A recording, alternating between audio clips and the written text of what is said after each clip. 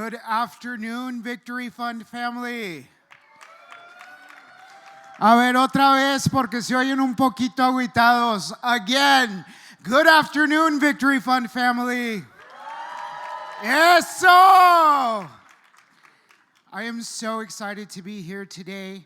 And more than anything, I am excited to share with you that I made history as the first out LGBTQ elected official in Eagle Pass, Texas, and the county of Maverick. Growing up as a little gay Mexican boy in my hometown, I often dreamed about the time that I could get as far away from Eagle Pass, Texas as possible. And as I reached the age of 18, I did just that.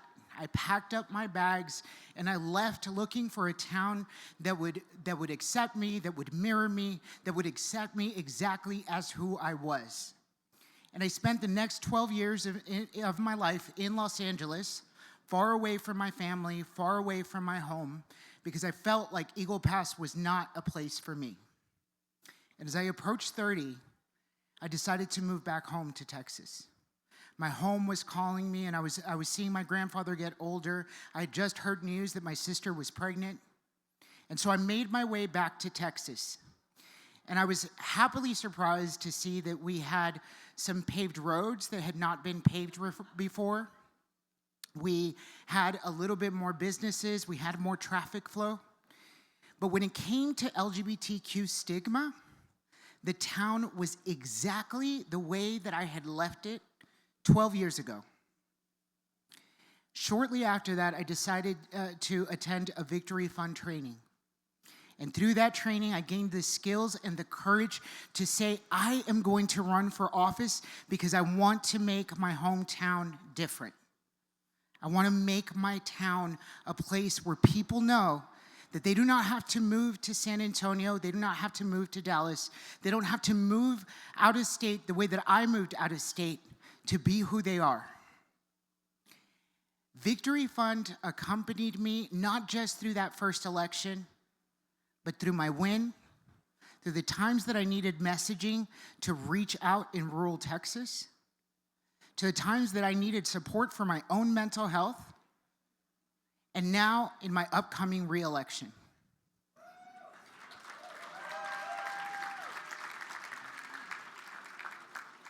It is because of Victory Fund that we have planted seeds of visibility that I consider to be life-saving.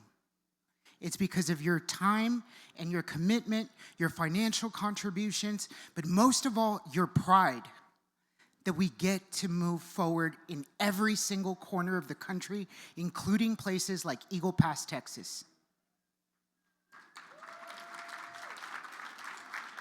But we have work to do. We have the Texas State Legislature that is filing more anti-trans bills than I can count. We have people telling us that drag is a crime. And even more scary, we have our Texas Democratic leadership suggesting to us that we should leave our trans siblings behind, as that is our only pathway to victory. I refuse to believe that. I refuse to believe that, and moving forward, I commit to use my platform and to continue to use my platform to be able to move forward with every single part of our community. Thank you.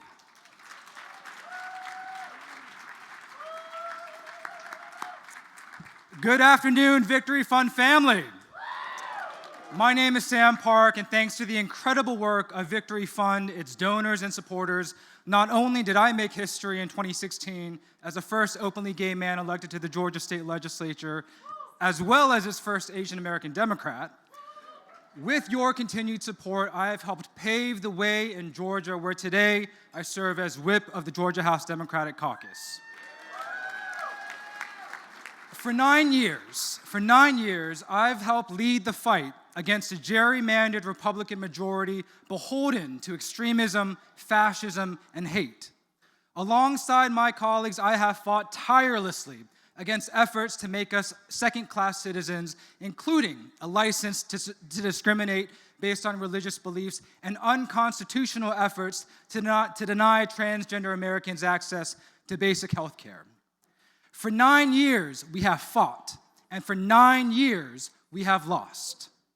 Yet no matter how many times we may get knocked down, we get back up, because we know we stand on the right side of history, fighting to build an America that lives up to its promise of freedom, equality, and justice for all. So in this moment, no matter how difficult the times may be, let us continue to get into good trouble, never grow weary of doing good, and complete the long march toward justice for all. Thank you so much.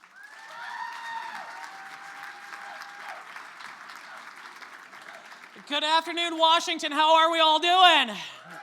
Oh, come on, I know we've all had some mimosas. Let's bring that up a little. How are we doing?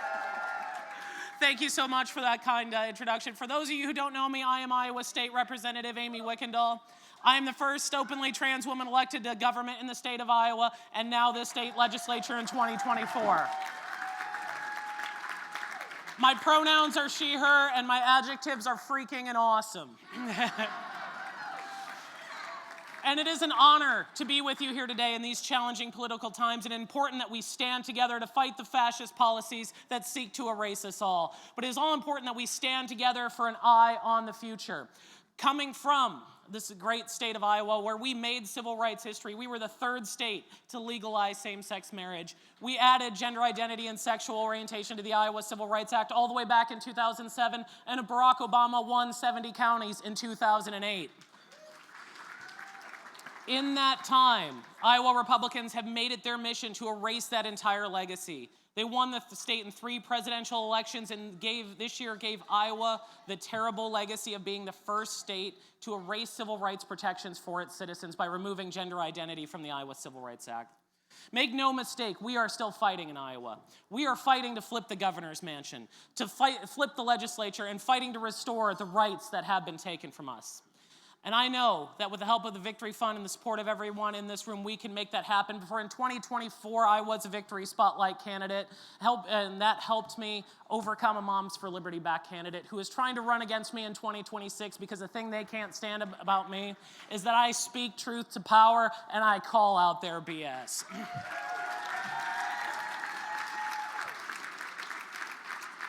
So as we go into 2026, I want you to help me carry a simple message to the people across this country. Remind them that every single anti-LGBTQ bill is an admission of failure. It is a failure to live up to the promises of liberty and justice for all, and it is an admission of failure to improve the lives of Americans in any way.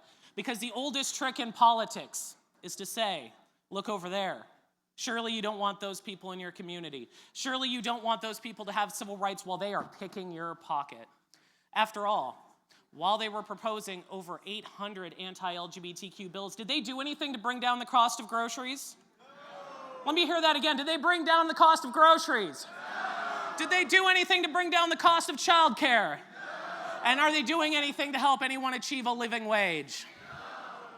And of course not. Honestly, if they put as much time and energy as to bringing down the cost for Americans as they do targeting transgender people, eggs would be free right now.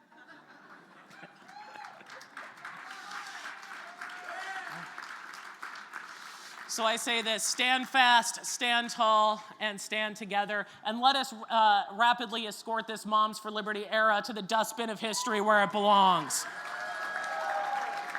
And let us take back our freedoms. Thank you so much, Washington. I love you all.